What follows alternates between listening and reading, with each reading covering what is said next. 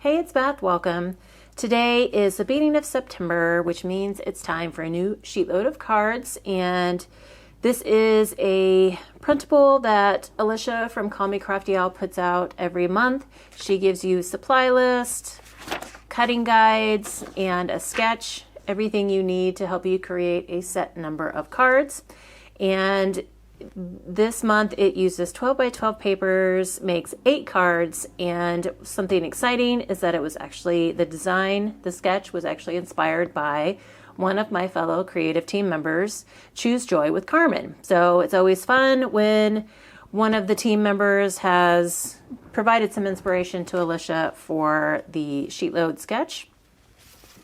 And speaking of creative team, there is a collaboration today, a playlist of all of our creative team members who are using the Sheetload so that you can see how we all use it. It's always fun to see how we all start with the same sketch and manage to use it all a little bit differently. Today, I am going for a Thanksgiving theme. I decided I'm going to finally work through this pumpkin spice pad from Michael's that I've had for a while. And so I pulled out 2 patterns that I thought I could use for Thanksgiving, just to make some quick little Thanksgiving cards. So that is my plan today. So let's get making our cards.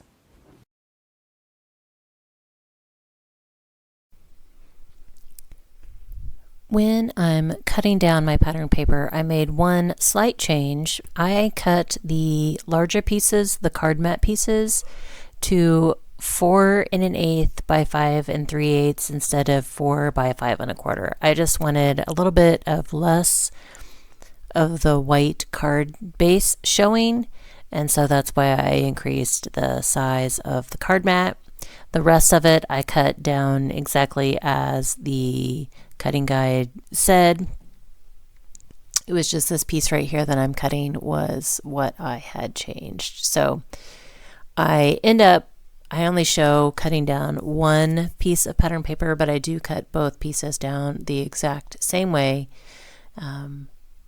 exactly like the cutting guide says, other than the larger card mat piece. And like I said, there is white in the pattern that I'm cutting down right now, so I was okay with white showing, but I just didn't want to. I wanted to minimize the white, I guess, since I'm using a lot of non-white, kind of off-whitey tones in the other pattern. So this is the cardstock piece. Instead of 8.5 by 11, I went with 12 by 12. However, this was kind of worn around the edges. I don't know why, but there were a lot of crinkles and kind of just, it looked very distressed around the edges, and so I wanted to clean that off. So I wasn't able to cut this down like I would a traditional 12 by 12. But again, I cut all of the matting pieces, like the square matting pieces, just like the cutting guide called for. And there will be a link in the description box below where you can find the video for Alicia, and she tells you how to get this month's Sheetload if you are not already a subscriber. So she does ask that you be a subscriber.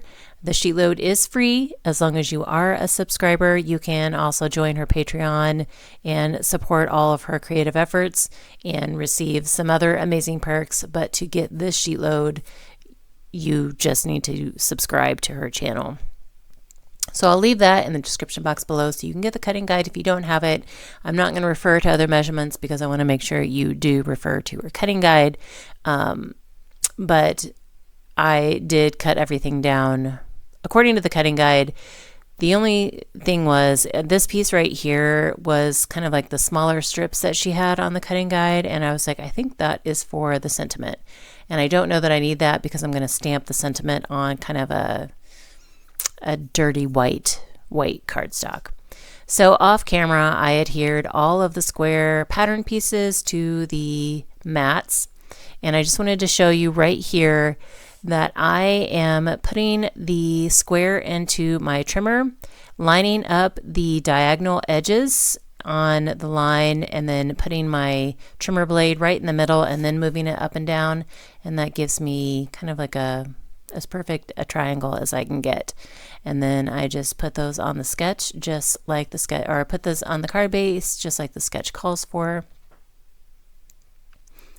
And then I do add a larger ephemera piece than what the sketch calls for. Instead of a smaller one, I kind of go for a large turkey, and this is a turkey that I created. It was a file in my Silhouette studio. So the Silhouette is a digital die cutter, much like the Cricut, and I found a turkey that kind of had some scalloped feathers, and so I kind of created all the different layers, glued him up off camera, and there he is.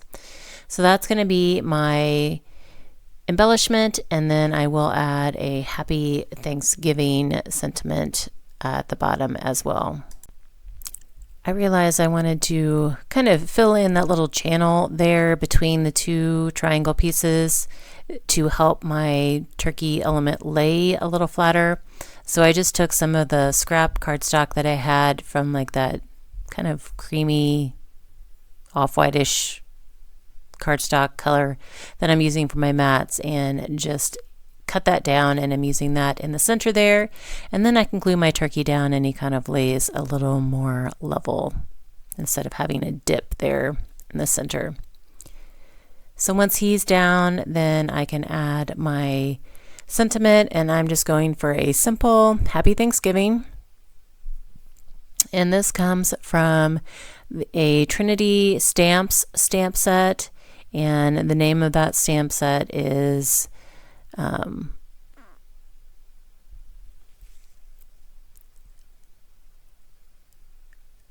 Sentiment for Almost Everything. Sorry, I had to wait till it showed up on the screen because I don't have that right in front of me. And it really does have like everything on the stamp set. So I will link that in the description box below as well. But I just cut an angle in the right side of that, and we'll lay that down at the kind of left bottom corner of my card. And then I wanted to add a little bit of something in the top right just to kind of balance out the light tones. And so I just took some more of that scrap kind of off-white cardstock that I was using. It's kind of like a grayish off-white, but I just took a small piece of that and cut a fishtail banner in it, and then I'm going to add that to the top. And I contemplated if I wanted to add anything else, or if that was going to be enough. And at this point, I just left it. I'm going to let it sit for a while and see if I need to like add, if I look at it later, if I want to add anything else.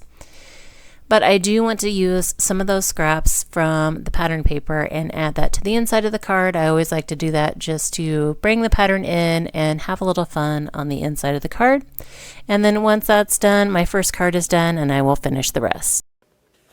I finished off the other 7 cards just like that first one that we did together.